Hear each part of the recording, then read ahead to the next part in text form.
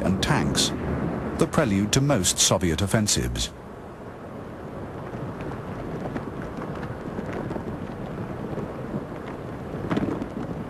For the German commander of Army Group Vistula, General Heinrich, the question now was exactly when the real blow would fall. If he could guess the Soviet timetable correctly, he might save the bulk of his force on the Oder from instant annihilation.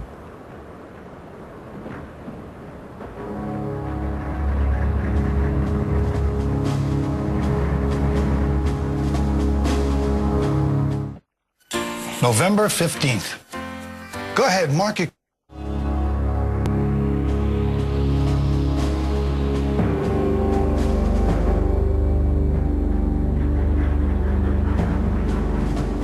On April the 15th, there was a lull in the fighting around the Oder bridgeheads.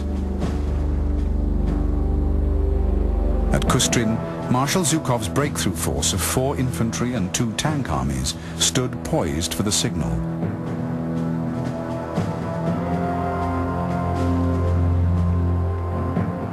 Behind the front, thousands of aircraft waited, some with targets already identified, others ready to respond to calls from the ground forces.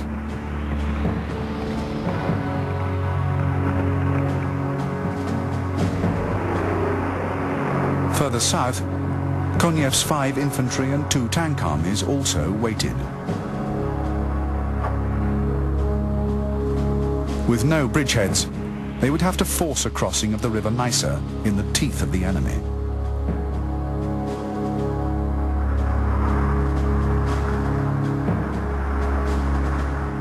The first to strike, in the early hours of April the 16th, would be Marshal Zhukov's first Belarusian front. Zhukov's plan was a novel one. After a massive pre-dawn artillery bombardment by 10,000 guns and 400 Katyusha rocket launchers designed to pulverize the German front line, 140 anti-aircraft searchlights would be turned on to blind the defenders as the infantry rushed their trenches. What Zhukov did not know was that Heinrich had correctly deduced the time of the Russian attack.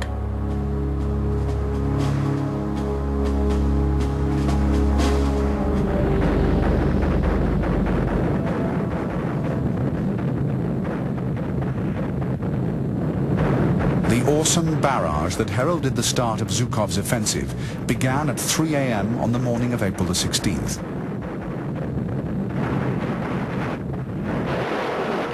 In 30 minutes, 500,000 shells rained down on the German front line, rolling onwards to a depth of 5 miles.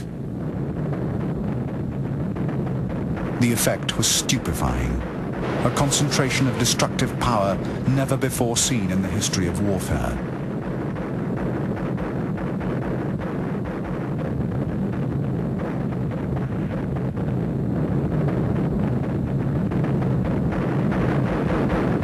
In fact, Zhukov's plan was already coming badly unstuck.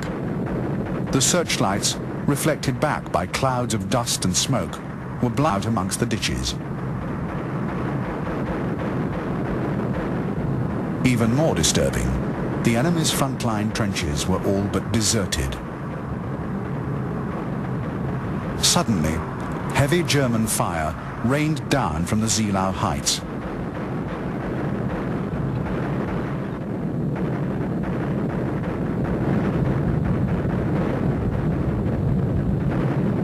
By dawn, the Russians had still made little progress. Bunched together and obstructed by waterways, they were easy targets for German gunners.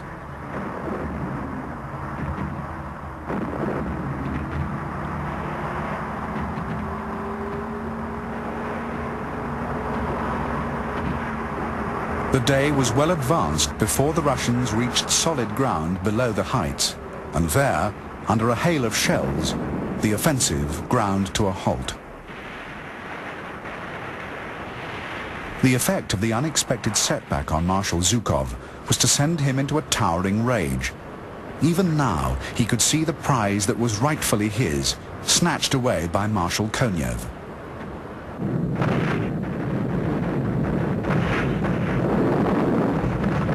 On Konev's Nysa front, the opening barrage had begun at 4:15 a.m. along a 250-mile line.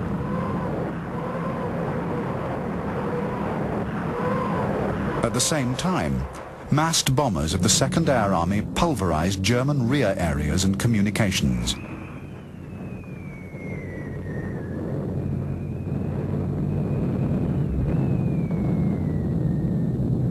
One 18-mile sector in particular was saturated with high explosives. It was there that Konev planned to launch his main thrust, and he had chosen it for only one reason. A breakthrough in that area would allow a dash for Berlin at the soonest possible moment.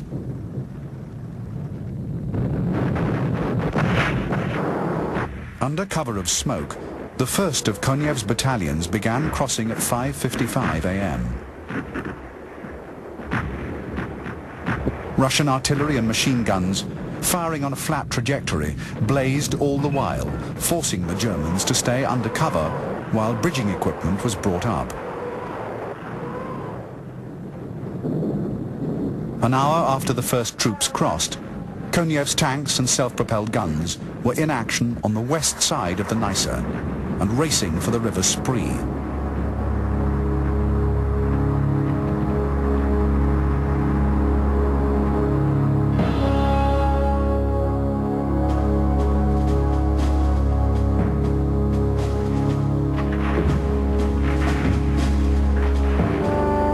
By 10 a.m. on the morning of Zhukov's attack at Zilau, the Soviet bombers had smashed most of the German heavy guns on top of the ridge.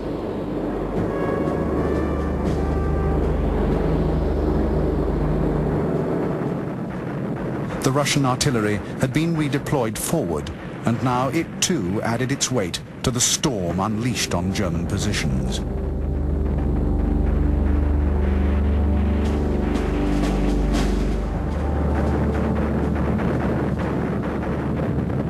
While Zhukov was stalled at the Zilau heights, Konev's first Ukrainian front had reached the upper stretches of the Spree, the river that flowed through the heart of Berlin. Finding it fordable, lead tanks dashed across. The German line was quickly shattered, and on reporting to Stalin, Konev was told exactly what he wanted to hear. He could turn his two tank armies towards Berlin.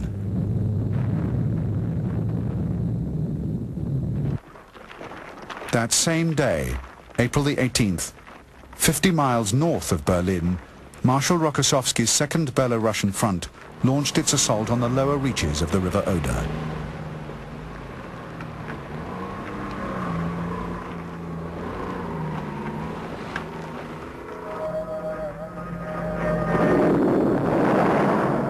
Second Belarusian would be met by more than 30 German counterattacks. It would take 2 days for Rokossovsky's forces to break out of their bridgeheads, and casualties would be heavy. However, the offensive was fulfilling its main function. It was keeping the German 3rd Panzer Army away from the defense of Berlin.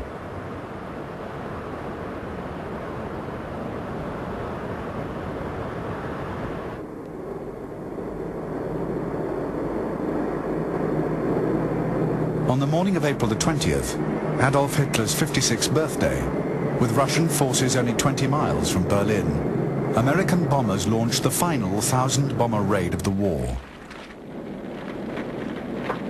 The effect on a city already reduced of its water and gas supplies. For Berlin's civilian population, tens of thousands of whom were living in cellars, scavenging what food they could,